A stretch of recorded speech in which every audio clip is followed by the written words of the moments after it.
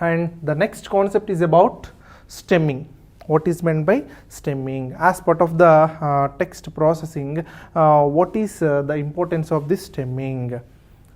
The problem for search engines which rely on matching words to find the relevant documents. So whenever the search engine is trying to find relevant documents, it is going to match the words. So the problem for the search engines which rely on the matching words to find relevant documents. If you want to find the relevant documents, so matching of the words will play an important role.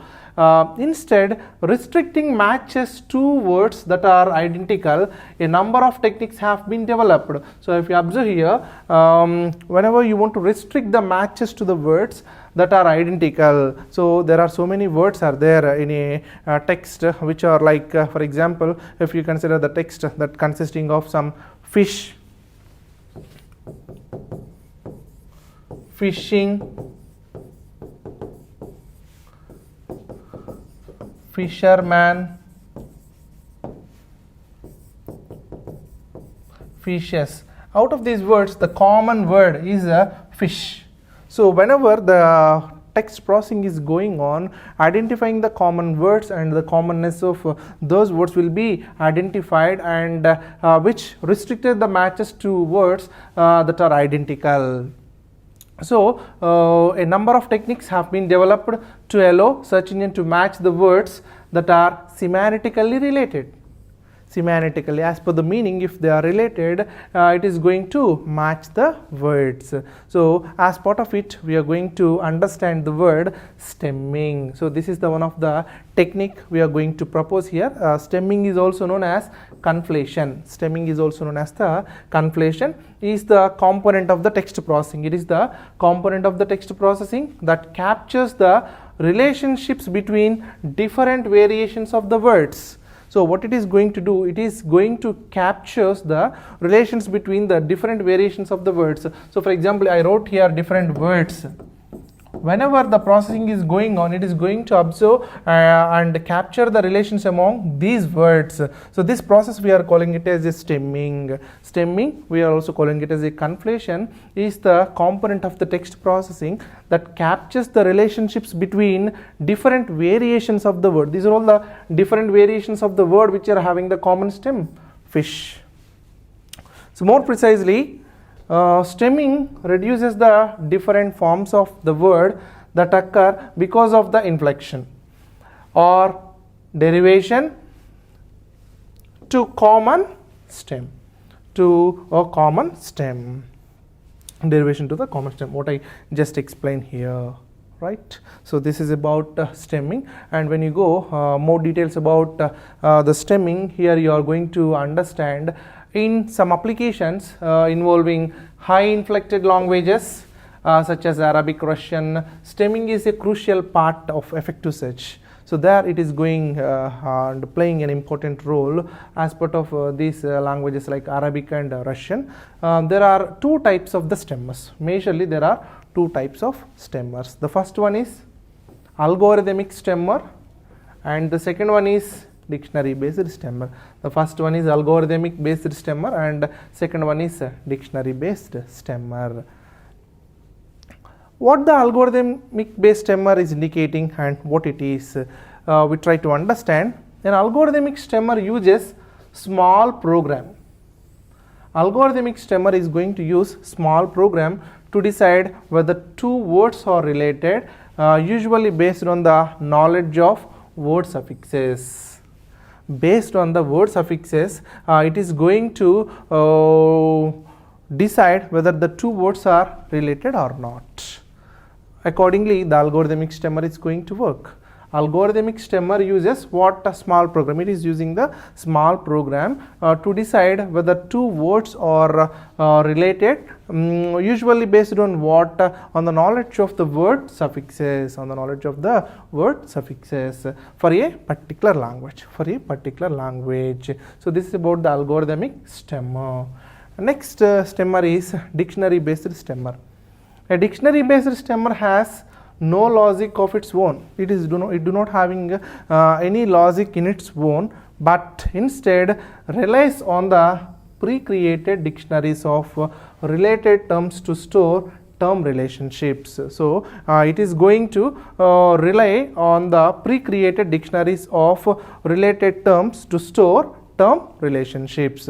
So dictionary based stemmer has no logic of its own, but instead relies on the pre-created dictionaries of related terms to store term relationships. So these two are the major stemmers, algorithmic stemmer and the dictionary based stemmer. Algorithmic stemmer using small program, and dictionary based stemmer has no logic in its own, but instead relies on the pre-created dictionaries. For example, when you are using the mobile, some of the times you type some of the information that will be stored there. So like that, whenever it is going to process pre-created dictionaries of related terms to term relationships. This is about the dictionary based stemmer. So up to now we discussed about what is stemming and what are the different types of the stemmers, and as part of the two types of the stemmers, one is algorithmic stemmer and dictionary based stemmer. We come to know that in a detailed manner, and we will go some more details about these stemmers in some more detail. Here the simplest kind of English algorithmic stemmer. So there is one English algorithmic stemmer, that's what it is, suffix s stemmer. That's what it is, suffix s stemmer. This kind of stemmer assumes that any word ending with the letter s, any word ending with the letter is s is plural. So cakes is simply replaced by the word cake, dogs replaced by the dog. Here one of the simplest kind of English algorithmic stemmer is suffix s stemmer.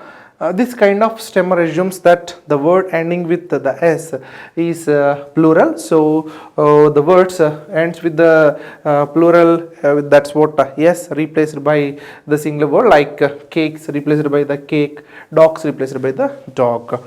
And more complicated algorithmic stemmers reduce the number of false negatives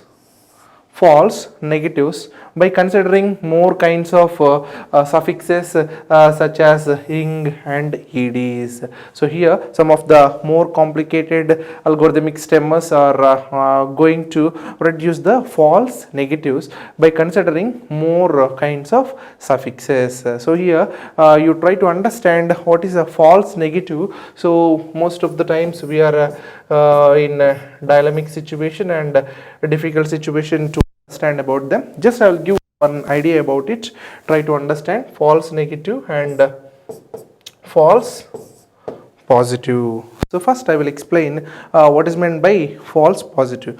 For example, a person undergo with the diagnosis of the cancer. A person undergo with the diagnosis of the cancer. The test result is positive. Test result is positive. Even though he is healthy. So here this is what we can simply remember it as the false positive. It is false positive. It is false positive. So a person diagnosed with the cancer disease, even though he is healthy, it is diagnosis as the positive. So it is simply giving that reverse information, that even though he is healthy, it is showing that he is having the cancer. So this is what false positive. And what is false negative? Here the false negative is nothing but a person again undergo with the cancer diagnosis. Now the test result is negative. What is the test result? The test result is negative. Even though the person is suffering from the cancer, he is suffering from the cancer actually, but the test result it is giving as the negative. This is what false negative. So it is the person is suffering from cancer actually, but the result it is giving as negative. He is not having the cancer. So that's what the false negative. It is the false positive and false negative. So that's what the false negative we are trying to understand. And here algorithmic stemmers reduce the number of false negatives by considering more kinds of suffixes like ings and eds like that. And some more detail if we can go with about dictionary based stemmo. Dictionary based stemmo provides a different approach to the problem of stemming errors. So this is what going to follow as a different approach for this stemming errors. Instead of trying to detect the word relationships, from the patterns, we store list of related words in a large dictionary. Here the dictionary is maintained, that is having number of words information priorly. That's what it is going to work. So there may be some efficiency in that. Here instead of trying to detect the word relationships from the letter patterns, instead of going with the letter patterns, it is having some of the words which are already stored in the dictionary. We can store list of related words in a large dictionary. This is about dictionary based. If you see one of the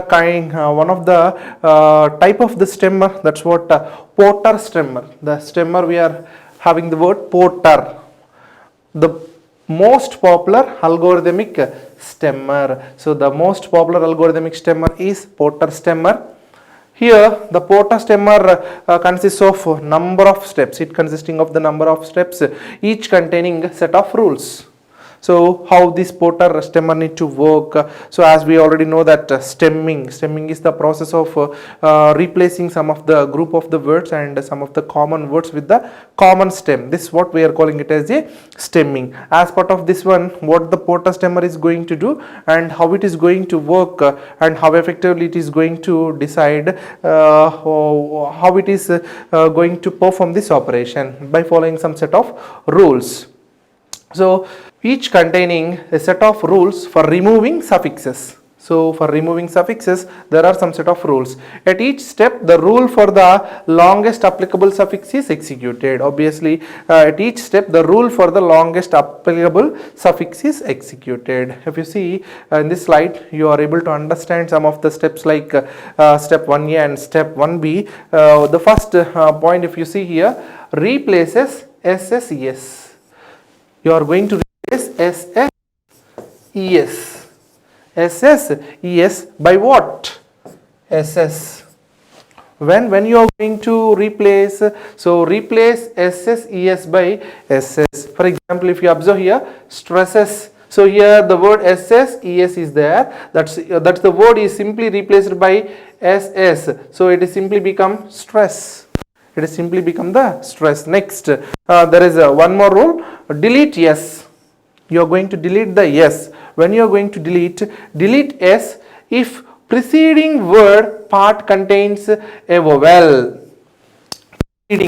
So prior word. So the preceding word part contains a vowel immediately before the yes. Not immediately before the yes. If you see here, one of the example is gaps. Gaps is simply become it is as the gap. Here what is happened? Try to understand. So S delete yes. You are going to delete the yes. As part of this one, you deleted the yes. How you are deleting the yes? Yes, preceding the word part containing a vowel, not immediately before the yes. Before the yes, immediate before the yes, you do not have the vowel. So it is P. So you are simply replacing with the yes. That's why it is become the gap. It becomes the gap. So before the S there is no vowel. That's why you are replacing that one with the what? You delete the word yes. And here if you observe here, gas. So delete yes. Will you delete the yes? What is the preceding part of the word S here? So it is a vowel. Will you remove the yes? No. That's why it is gas, as it is like this, gas. And there are one more example. Replace IED or IES by I. So you are replace IED or IES by I if preceded by more than one letter. More than one letter. Otherwise by IE. Otherwise by IE. You are going to replace with I or IE. When it is going to happen? By I if preceded by more than one letter. If preceded by more than one letter. Otherwise it is with IE. Now observe here. Ties. So here it is IES. You need to replace with I or IE. Now observe here, by I, when you are going to replace, if preceded by more than one letter. If preceded by more than one letter. Is there any more than one letter? Is there any more than one letter? By I if preceded by more than one letter. Otherwise, so it is IE. There is no more than one letter. That's why you are simply replaced with IE. And one more example, Christ, like the same, and this is also the same example. Another one more example, like that we will be having different steps. In each and every step we are going to replace or remove some of the suffixes. Here it is also one of the word in the step B, replace EED, EEDLY by what? EE. If it is in the part of the word after the first non-vowel of the following a vowel. If you observe here, agreed. So here what you find? EED. That is neatly to be replaced. It is replaced with the agree. How it is replaced with the agree here? EED, EEDLY by EE. If it is in the part of the word after the, it is in the part of the word after the first non-vowel following a vowel. First non-vowel following a vowel. Here it is in the part of the word after the first non-vowel following a vowel. So simply you are replaced with E. This is what some more replacements, and the remaining also the same. So here you are able to identify some of the false positives and false negatives, as I already explained about what is meant by false positive and false negatives with the porta stemma. Observe here, organization, and it is simply replaced with organ. Generation, generic, numerical, numerous, like that, policy, police, and some of the false negatives of European, Europe, cylinder, cylindrical, matrices, matrix, etc. So these are all the different false positives and false negatives. And one more type of the stemmer is covert stemmer. One more stemmer is the covert stemmer, which is going to take the support of algorithmic stemmer with a dictionary based. It is working in a combination of both algorithmic and dictionary based.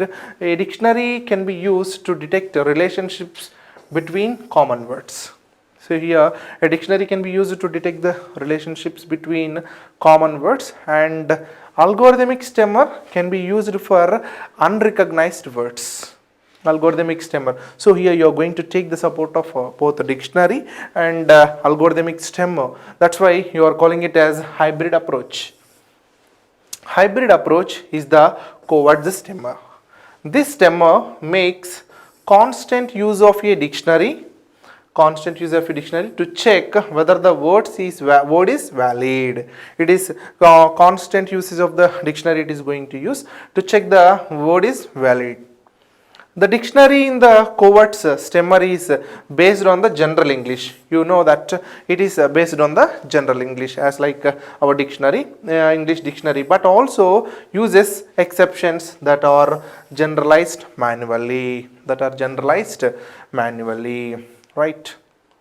And here if you see some of the points, it is hybrid algorithmic, and dictionary. Some words checked in the dictionary if present, either left alone or replaced with exception. So if not present, word is checked for the suffixes that could be removed, and after removal dictionary is checked again. So after removal the dictionary will be checked, and which is produces the words, not stems. It is going to produce the words, not the stems. This is the one more important point you have to remember.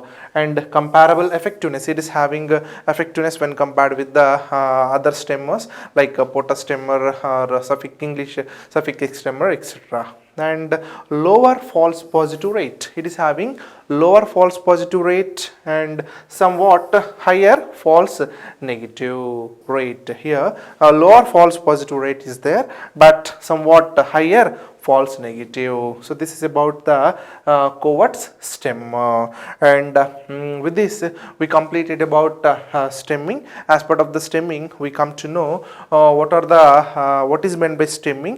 We are going to replace or group the common words into the common stem. With that, we are just applying the stemming process, and we used we are having different types of the stemmers like algorithmic stemmer and dictionary based stemmer, and we come to know that algorithmic stemmer, one of the example English suffix stemmer is there, and POTA stemmer, and we come to know one of the hybrid approach which is going to take the support of both algorithmic stemmer and dictionary based stemmer. And when you see this example here, stemmer compression, so there is a original text is here. This is the original text you have given. Whenever you compare these two stemmers, POTA stemmer is giving the words like this, and Covert stemmer is giving the information is like this, and here document will describe marketing strategies carried out by the US companies of their agriculture chemicals, report predictions for market share of such chemicals, so on. Here whenever you apply the POTA stemmer, how it is going to change? Document, describe, market, strategy. Here some of the stem words are there: carry, company, agriculture. Whenever you apply the Covert the stemmer, how it is having more meaningful. Document, describe, marketing strategy, carry, company, agriculture, chemical report, prediction, market share, chemical report, market, strategic, algorithmic, pesticide, hybrid, and the sentence. So this is more effective when compared with the POTA stemmer. So this is about the Covert's stemmer. And the next topic is about phrases. So I was generally talking about this word when I was talking about whenever you enter the web search query. The web search query consisting of 2 or 3 or 4 combinations of the words. So they are all simply we are calling them as a web search query. Web search query. So the web search query is simply giving the information about how it is going to retrieve the information. So whenever you will be having the word Mahatma Gandhi, so individually if you see both are different words, when you combine or simply it is a phrase. Right, many queries word phrases. Obviously, many queries having the 2-3 word phrases. Phrases are simply more precise than the single words. Phrases are more precise, more clear or precise than the single words. Documents containing, for example, black sea. Black sea. So these are the 2 words versus 2 words like black and sea. Black and sea, right? So this is about one of the phrase, and it is less ambiguous. We know that less ambiguous, like big apple versus apple, big apple versus apple, and sometimes it is difficult for ranking, can be difficult for ranking. Example, given query, fishing supplies. Fishing supplies. How do we documents with? How do we score documents with? How do we score documents with? If you observe here, how do we score the documents with is, it is about exact phrase, many times, exact phrases just once, individual words in the same sentence, same paragraph, whole document, variations on the words, right? So this is about phrases, and when you go some more detailed here, text processing issue. There is a text processing issue is there. How are phrases recognized? How the phrases are recognized? The 3 approaches are there. One is identify, syntactic phrases using a parts of speech and POS tagger. So that's what part of speech tagger, that's the one way, and you are going to use word engrams. We are going to use word engrams. Next, store word positions in the indexes and use the proximity operators in the queries. There are the three ways. So text processing issue, there is a text processing issue. How phrases are going to be recognized? There are the three possible ways with the identify syntactic phrases using the parts of speech tagger and usage of word engrams, and store word positions in the indexes and use proximity operators in the queries, right? And here if you observe word engrams, so this is the word you have to understand, engrams. So as I already explained to you about when I was discussing about generation of the fingerprints, we used there three engrams. I hope you remember about it. Just try to recollect engrams. There is a overlapping sequence of the engrams we used. So there tropical fish include, again fish include tropical, like that we have used some overlapping sequences. If you understand, that is the what same here. Simpler definition: phrase is any sequence of n words. Phrase is any sequence of n words known as engrams. Phrase is any sequence of n words known as engrams. Right. So here bigram, 2-word sequence; trigram, 3-word sequence; unigram, single word sequence. There are 3 grams: bigram, trigram, and the unigram. And here engrams also used at character level for applications such as optical character recognition, when engrams is used at character level for applications such as optical character recognition. Here engrams typically formed from overlapping sequences of the words. How the engrams are going to form? Engrams typically formed from overlapping sequences of words. For example, if you see here A, B, C, D, E.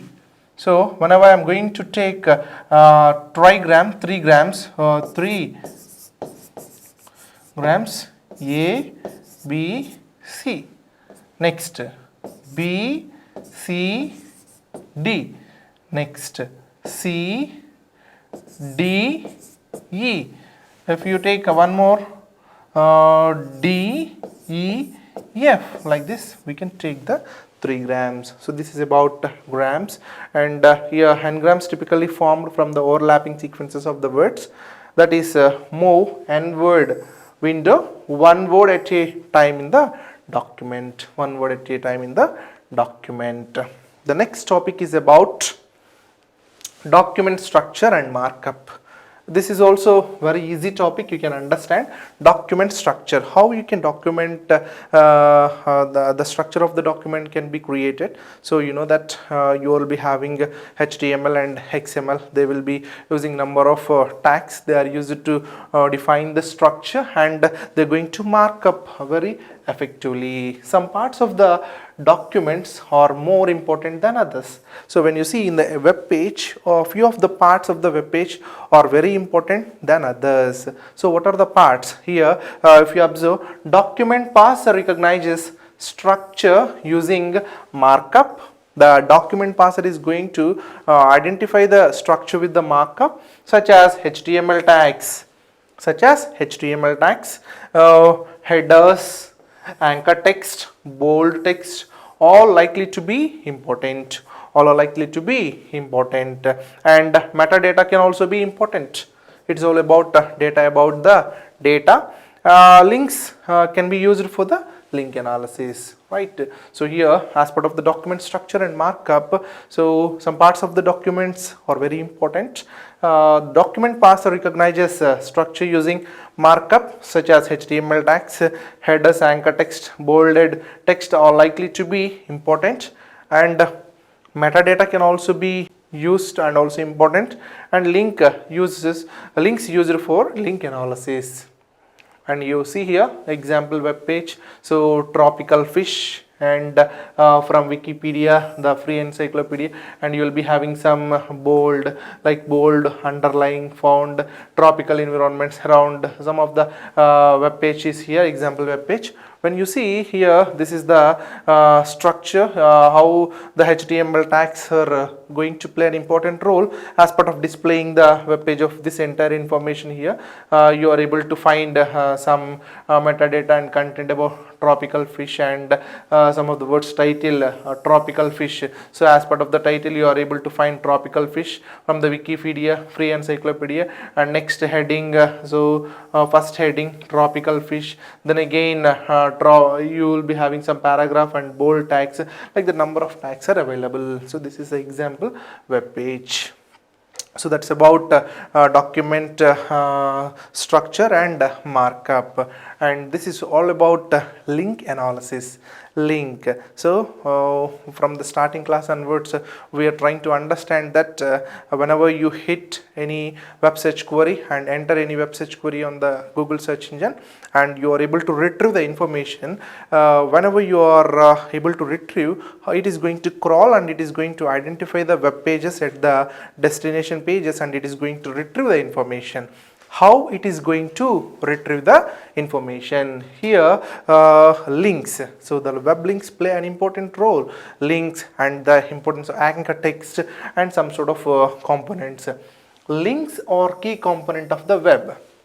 Links are the key component of the web, important for navigation. They will be important for navigation. For the web, links play an important role from one page to another page, one page to another page.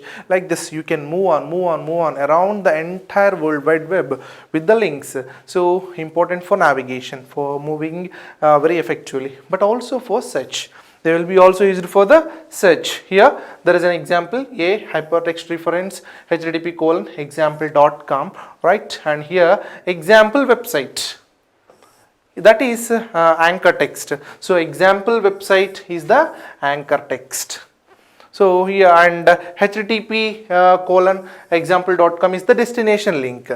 That is the destination link. So this is to understand that what it is representing about. This is about example website. So anchor text is giving the what the page may consisting of and description about the document, and you can try to understand what the web page may consisting of. And whenever you understand that, accordingly you will click on the link, and that is going to find the destination link. Both are used by the search engines. Both are used by the search engines. So this is what links. So links are going to play an important role as part of the web, and it is going to identify some of the important and navigation, and especially you find some of the anchor text and destination pages. And this is about anchor text used as a description of the content of the destination page. So that's what I just now told you. And collection of anchor text in all links pointing to the page as an additional text field. So it is a collection of anchor text in all links, so pointing to web page, used as an additional text field. Simply it is an additional text field, and anchor text tends to be short, descriptive and similar to query text. So this need to be very short and descriptive, need to be understandable and similar to the query text. What the query having that text related information need to be also maintained.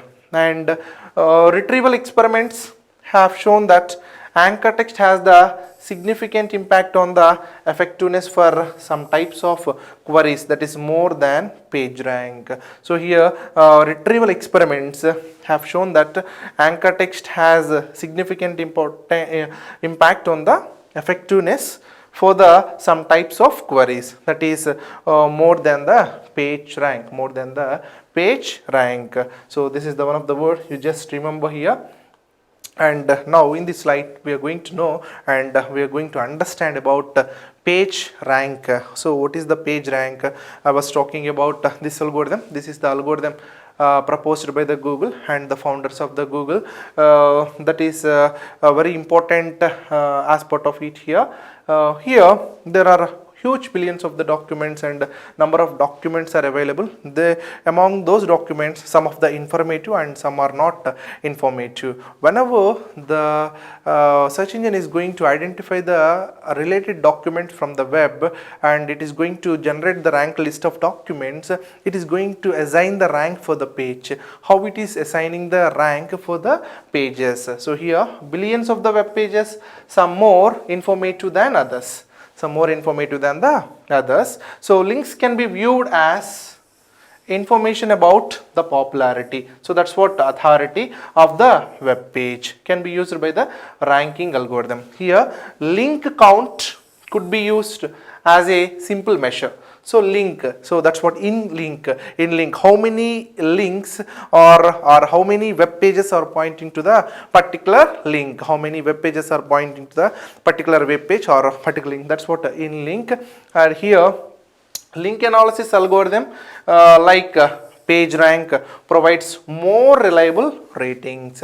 So link analysis algorithms like PageRank provides the more reliable rating. It is less susceptible to the link spam. It is less susceptible to the link spam. When you see here some of the details about this PageRank algorithm, we are trying to understand that the web as a collection of nodes. It seems to representing different web pages. These are all the different web pages A, B, C, and whenever you are trying to search for any particular information, it need to generate some ranked list of documents. That's what A consisting of some information, B consisting of some information, and C consisting of some information. So even though they are consisting of a lot of information, how A is going to be represented at top, B, C, or C, A, B, or B, A, C. So what is the order it is going to generate? So here this web page. So these are all the different web pages. We are understanding that this is a graph, and here one web page is pointing to another web page, another web page is pointing to another web page. So whenever you hit on the any web link or link, that is going to navigate from one to another, one to another. If you observe here, we can simply give the PageRank as PageRank PR of the page. So for example, C, you are giving PageRank of C is PR of A by 2 plus PR of B by 1. Try to understand, this is the general formula you are trying to understand. So that's what PR of U equals to summation of, how you are writing, PR of V by LV, where V belongs to BU. So this is what the formula we are having. So where BU is the set of pages that point to U. BU is the set of pages that point to U. If you observe here, BU, so where we are considering that PR of C. C is the page. C is the page. So how many pages or web pages are pointing to C here? Both A and B. You see here, there is an incoming link from A to C, and there is a one more incoming link from B to C.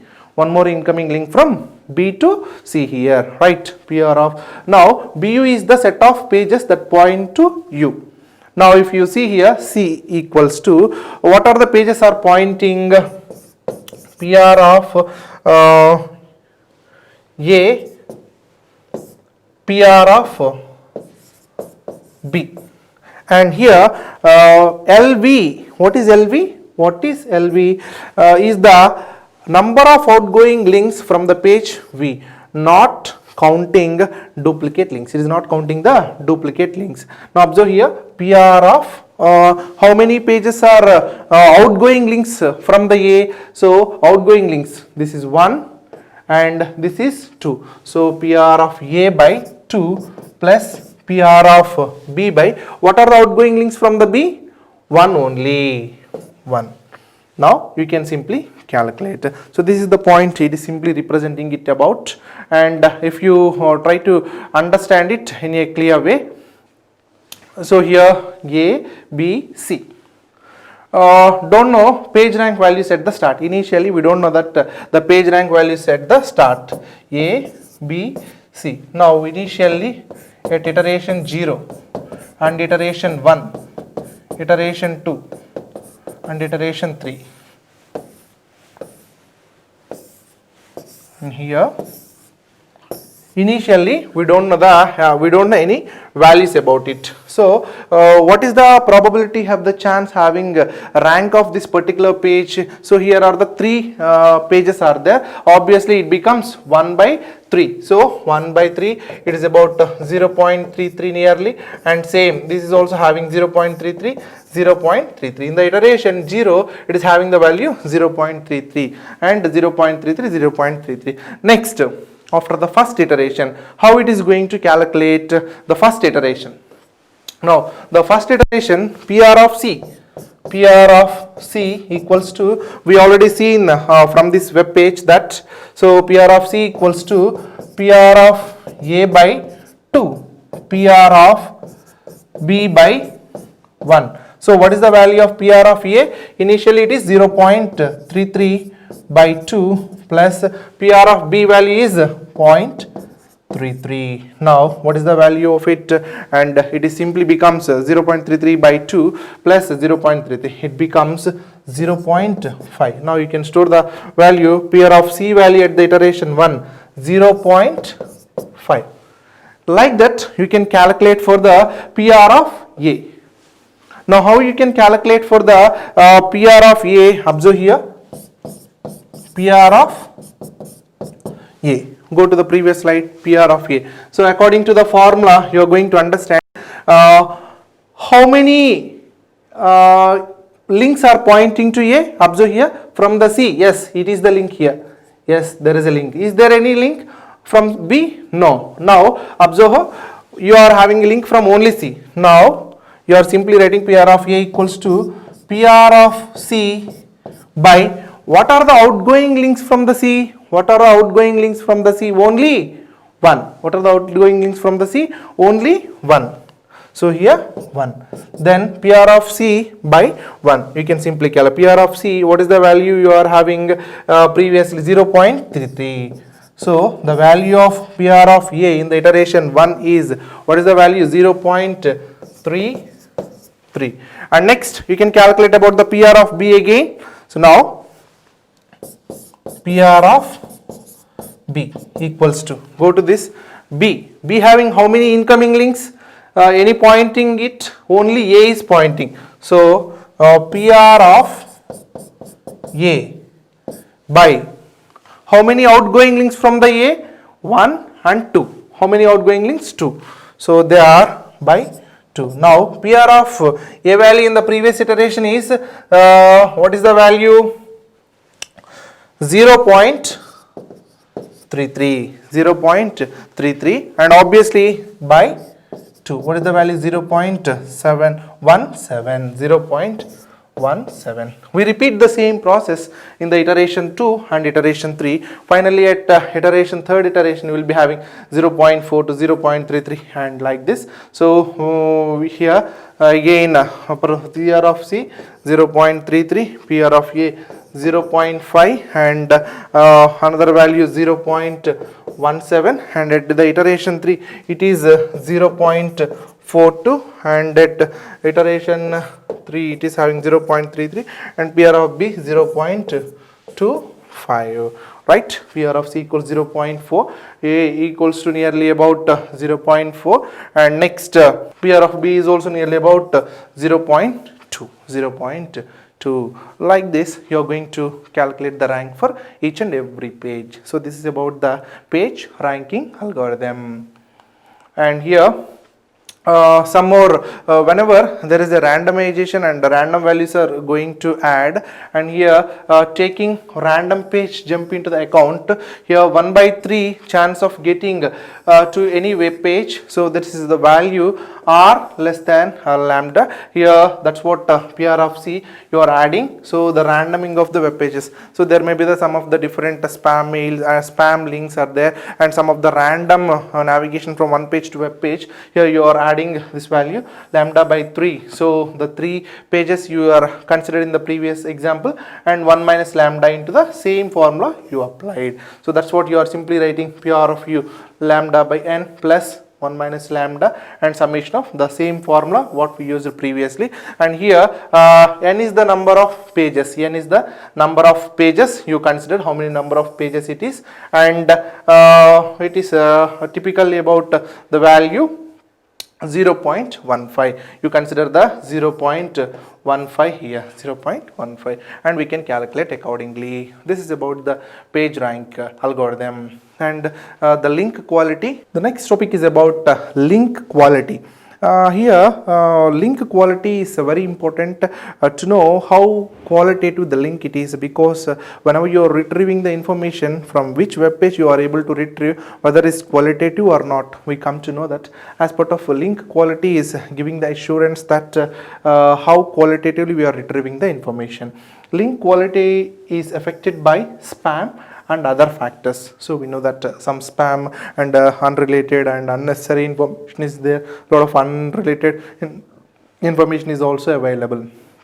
That is what here it is playing, that spam and other factors. And next, if you observe, for example, link forms to increases the page rank. Link forms increases the page rank, and trackball links in the blocks can create the loops. So some of the trackback links in the blocks can create the loops, and links from the comments section of the popular blocks, and there are some of the links from the comment section of popular blocks, like block services modify the comment links to contain some related so information like no follow attribute, and the example is same. So there is a no follow attribute for block services, modify comment links to some relation equal to no follow attribute, and come visit example, come visit my a equals to relation no follow, and href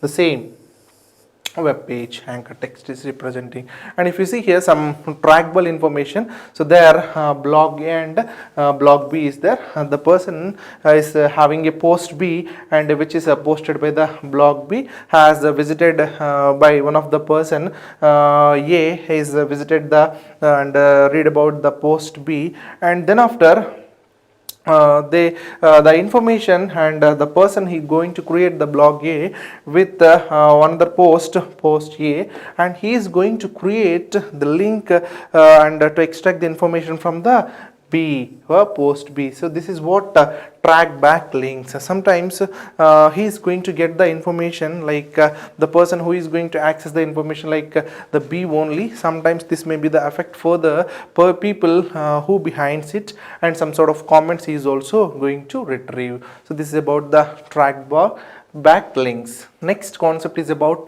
information extraction. The word having its clear meaning. We are going to extract the information. How we are going to extract the information, how the information is extracted. Here information extraction is language technology. It is about the language technology that focuses on extracting structure from the text. That focuses on extracting the structure from the text. From the text, it is going to extract the technique. So here information extraction is used by number of applications, and particularly for text data mining. Particularly for the text data mining. Now, for such applications, the primary use of information extraction is identify the features that can be used by the search engine to improve the ranking. Here what you are going to identify for such application, the primary use of the information extraction is to identify the features that can be used by the search engine to improve ranking.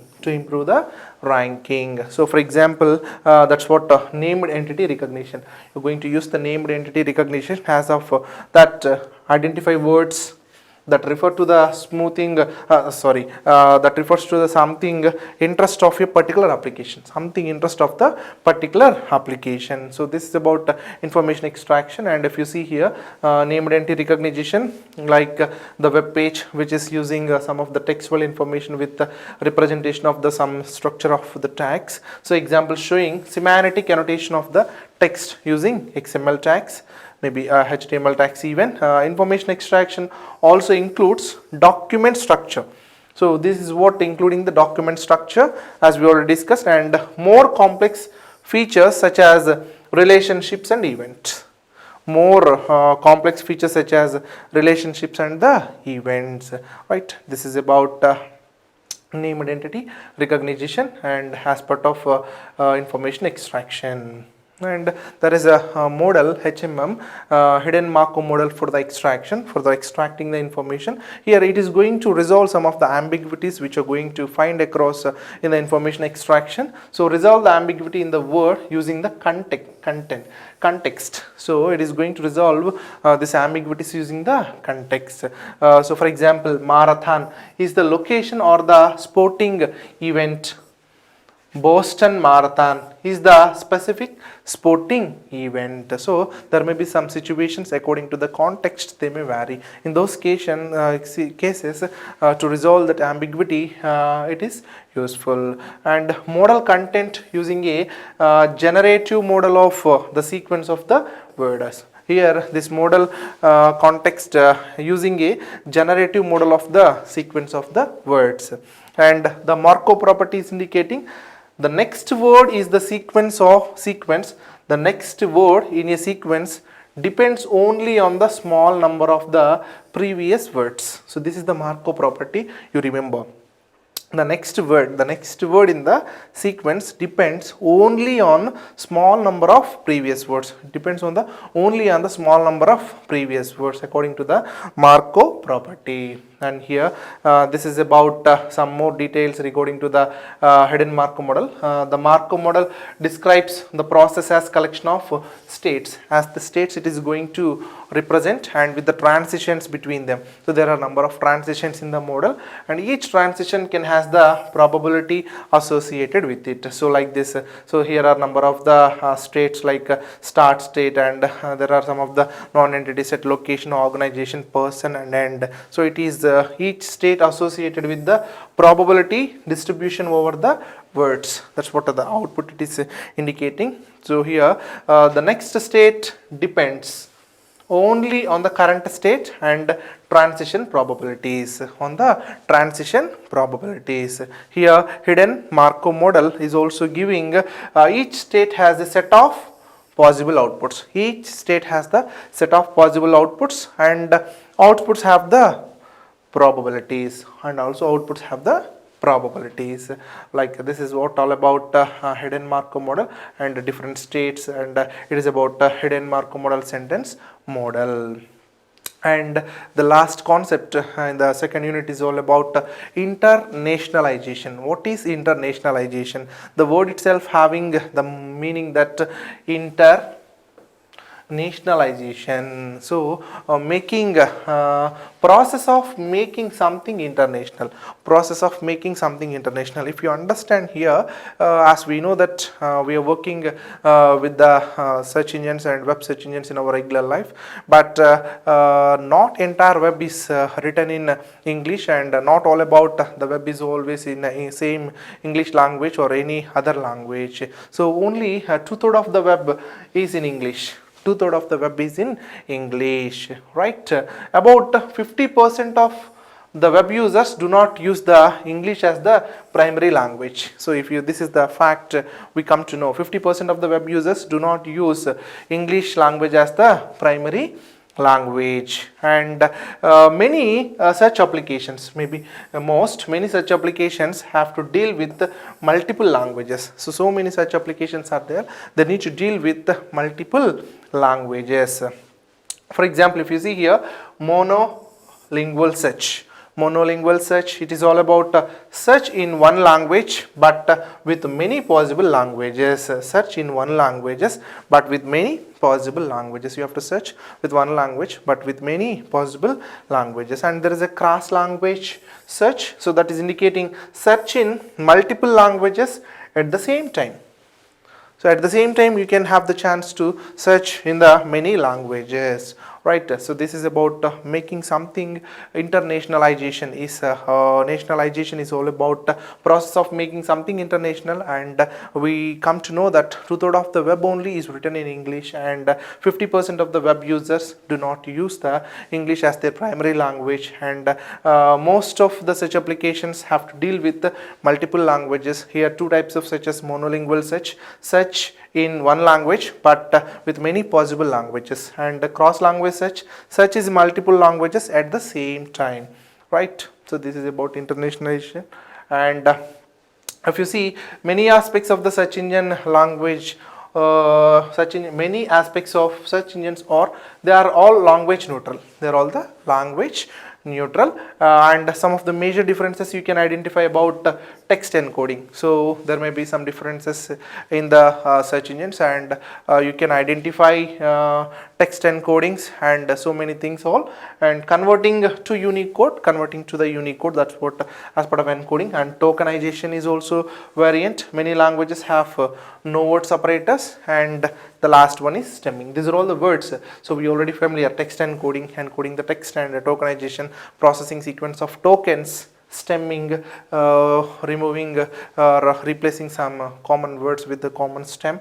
And here there may be also one important point you have to remember: cultural differences may also impact interface design and features provided. Cultural differences may also impact interface design and features provided, right? So this is about some more details about the internationalization. As you see, this is the Chinese tokenizing. So the original text you will be having here, like the impact of dots in the China, impact of the dots in the China. So how the word segmentation is going on. So this is the word segmentation is going on, like dot at China, make, impact, like this the segmentation will be done. And some of the bigrams, as I told you, bigrams, two word sequences you are able to identify. So this is the formation of the bigrams. So this is what all about the internationalization. So process of making something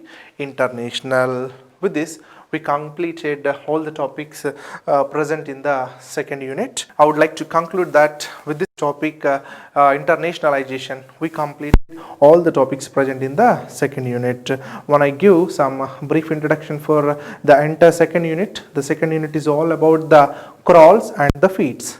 As part of the crawls and the feeds, we are trying to understand that how we are going to crawl the web and what is meant by feed, how the crawls and the feeds are going to work. And as part of it, we understand that what is a web crawler and how we are going to retrieve the web pages, and how we are going to retrieve the web pages. And whenever you are retrieving the web pages, before that you need to have a copy of information on the web. For that purpose, what we have done is we need to store the documents. So as part of it, we studied storing of the documents, and as part of the storing documents, we covered one of the important topic about a big table, which is the distributed database used in Google. So that is a very important topic, and we covered the topics about detecting the duplicates. There are so many duplicate pages are available, and we are going to identify the duplicate pages, and we come to find so much noise information in the web page, and we are going to remove the noise by identifying the noise and content blocks in the web page. And as part of the second part of the second unit, we covered processing text. So as part of the processing text, we come to know that and we studied text statistics. As part of it, Zipf's law we studied, and vocabulary growth we come to know, result set estimation we studied about it very clearly. And then after we studied document parsing, what is meant by parsing, stopping, stemming, how you are going to work with the phrases and grams, and link analysis. As part of the link analysis, we studied about one of the page rank algorithm, and how to rank the pages in the web, and also we studied document markup and structure, document structure and the markup, and next information extraction, and finally we studied about the internationalization. This is what all the topics present in the second unit. With this I am concluding. Thank you one and all.